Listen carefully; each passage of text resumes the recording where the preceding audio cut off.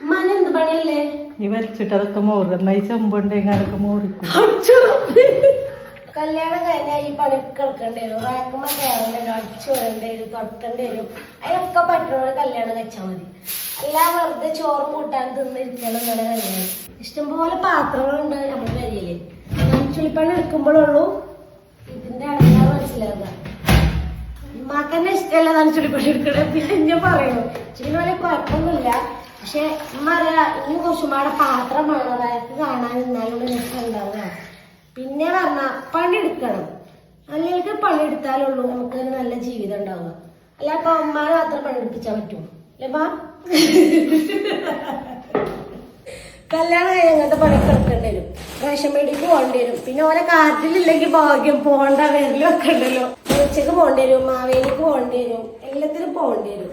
അതൊന്നും ഇപ്പൊ ഒരു വിഷയമുള്ള കാര്യമാണ്. പിന്നെ അതൊക്കെ കുറവ് പറഞ്ഞ് നടക്കണോല് 10 പൈസക്ക് അവനാന്റെ വരിയിൽ പണിയെടുക്കണ്ടാവില്ല. കജ്ജ് നല്ല സോഫ്റ്റ് ആക്കാൻ അതിലൊന്നും ഒരു കാര്യമില്ല. തിന്നാൻ മാത്രം കജ്ജക്കിട്ട് കാര്യമില്ല, പണിയെടുക്കാനും കജ്ജക്കണം. ഇമ്മാക്കാന് എത്ര പാത്രം ഉണ്ടായാലും പിന്നെ പിന്നെ വാങ്ങണം എന്നുള്ളൊരു ചിന്ത ഉള്ളൂ. പിന്നെ നമ്മളീ പാത്രങ്ങളൊക്കെ ഈ ഒരു നോമ്പ് കാലത്ത് മാത്രം എടുക്കുക. ഈ വരിയിൽ നിൽക്കുന്ന 4-5 പാത്രം മാത്രമല്ല എടുക്കുക. നമുക്ക് ഉരുളി വാങ്ങാൻ പോണ്ടേ? ഇമ്മി കാലിന് ഉരുളി വാങ്ങാൻ കൊണ്ടുവരുന്നുണ്ട്. മറുപടി എന്നാൾ വാങ്ങിക്കൊടുക്കണം പറഞ്ഞു. ഇവിടെ വേറെ കുറെ സാധനങ്ങളുണ്ട്. ഇത് ഞാൻ ഉമ്മാക്ക് വേണ്ടിയാണ് കൊടുക്കുന്നത്. കൊട്ടക്കല് ഇത്രയും കാലത്ത് 2 കൊല്ലം കൊടുത്തിട്ട് ഇത്രയും കാലത്ത് തീർത്തിട്ടില്ല. എവിടേക്കൊക്കെ ഉണ്ട് ഇമ്മനെ കിട്ടുന്നോടത്തേക്ക് വെക്കുക, വെറുതെ വെക്കണം. ഇതൊക്കെ കിട്ടുന്നോടത്തേക്ക് വെറുതെ വെക്കാം.